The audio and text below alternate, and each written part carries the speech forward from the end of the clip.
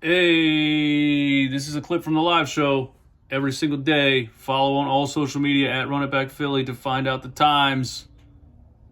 Let me get 500 likes on this clip.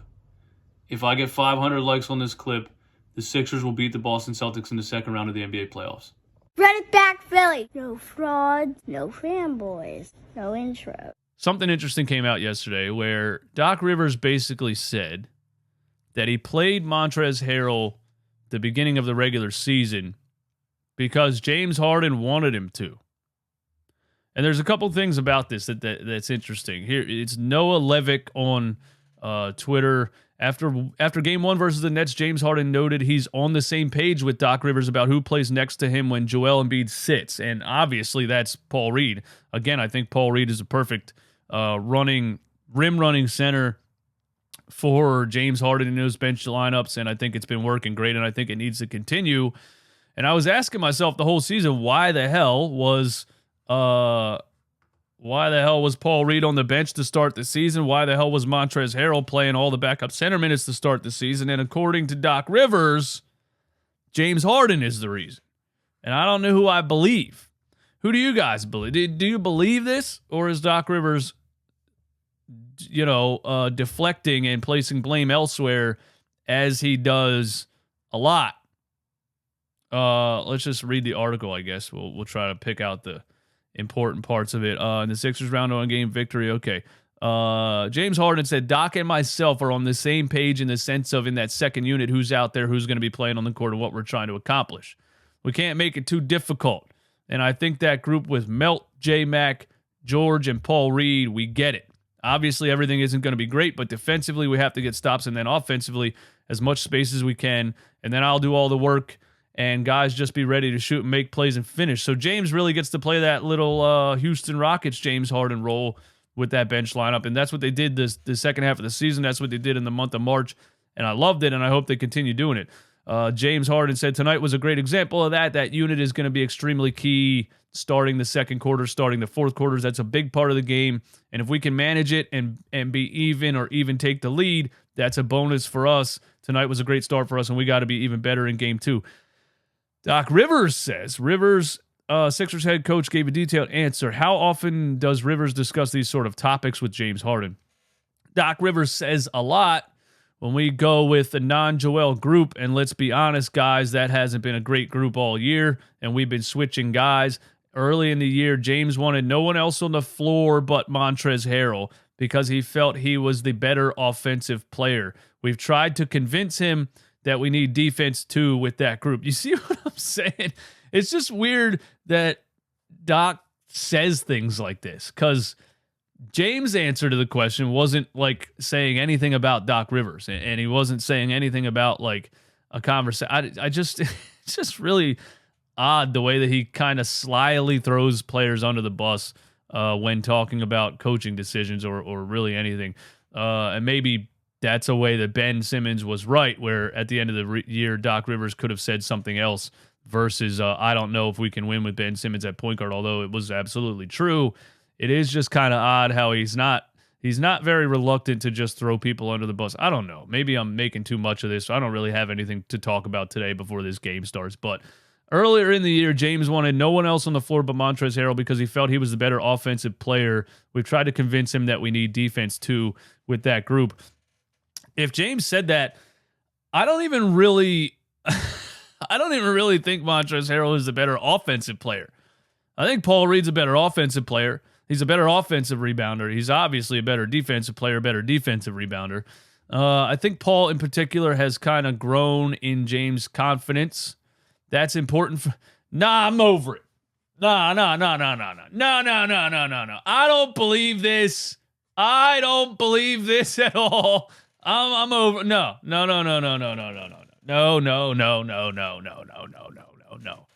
There's no way that we just watched Doc Rivers refuse to believe in Paul Reed for 2 years. Stand up there, sit up there in press conferences and argue with the media game after game after game after game after game after game after game after game after game. And now he's going to sit up here and say, I'm the one that always believed in Paul Reed. I'm the guy. I believed in him. James Harden's the one that didn't believe in him. Come on, man.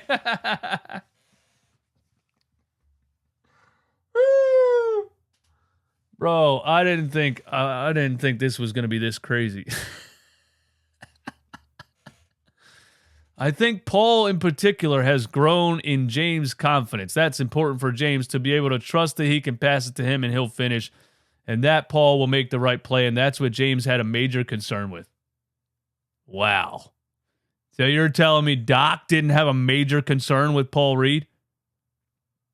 Doc Rivers is, I just can't, bro, it's crazy. And this is why he was up here defending Ben Simmons day one, because they're the same person. They are the same person. It wasn't me. Somebody else's fault. It wasn't me. It was somebody else's fault.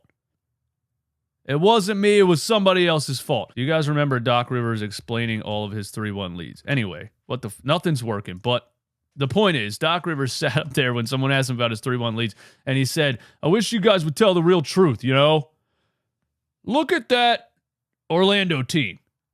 Look at just go back and look at that roster. And we were against the number one. We were against the champion Detroit Pistons. Okay, you were still up 3-1, Doc. You were up 3-1. You were up 3-1. And he went off on just look at that roster. We had no business winning that series. You were up 3-1. I don't care what your excuse is. You know what I mean? Then he talked about the Clippers team, and he said the first year we were up 3-2. Chris Paul didn't play the first 2 games, and he was on one leg. That was his excuse. Bro, you were still up 3-1. What does it matter who was playing the first 2 games? You won them. You were up 3-1.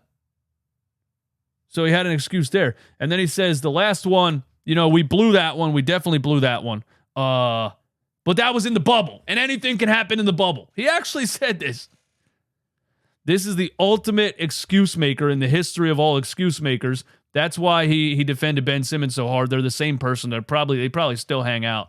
It's just crazy to me that he just literally said, I'm the one that believed in Paul Reed. James is the one that didn't believe in Paul Reed. But either way, we're here now. And I like this because I don't feel like Doc can go back on it. Doc definitely loves Doc. Tim Starr, exactly. I like this because I don't feel like he can go back on it. So, however we got here, I don't care how we got here. I don't care who believed in Paul, who didn't believe in Paul. I don't care who wanted Montrezl on the floor, who didn't want him on the floor. I know the truth, but we're here now. So we're saying James wants Paul Reed on the floor. We're saying Doc wants Paul Reed on the floor. Both of them are saying that. That changes my entire perspective on how far the Sixers can go in the playoffs. That changes my entire perspective. Because I was watching lineups of Montrezl Harrell and George Niang in the beginning of the season, and I could score on those dudes. Probably not. But Seth Curry was doing layups over these guys.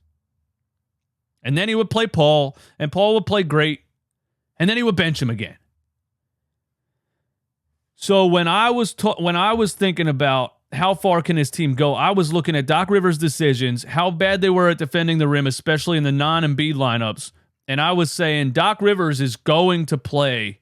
He's going to do something crazy. He's going to go, Paul Reed's going to make one mistake, and he's going to go with Dwayne Dedman, or he's going to go PJ Tucker at backup center, which let's not say that it's out of the question. I still wouldn't, trust Doc Rivers to watch my kid for 5 minutes. But he can't go back on it now. So that makes me feel a little bit better. If he does go back on it, then he's insane. But it is Doc Rivers. But I'm happy everybody's kind of saying Paul Reed is the backup center. We've all known this for such a long time. We get smoked on the boards. We get smoked in transition. We need that athletic lineup, and I'm happy that they started doing it at the end of the season, and I'm happy that everybody's kind of agreeing this is the lineup we should have on the floor when Joel's not out there. If we're being set up, we might be being set up. We might be being set up. But I think this makes me feel a little bit better.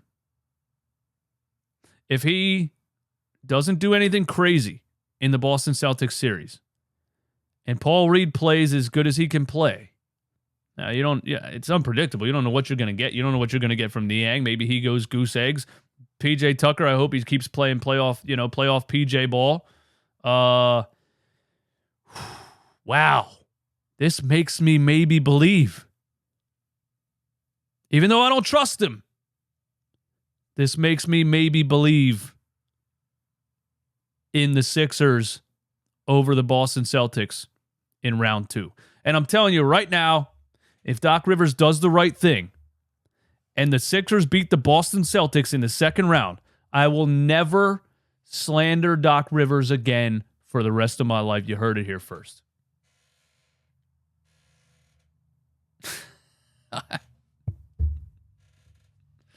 Shout out to everybody in here, man. What do you guys trust Doc on this?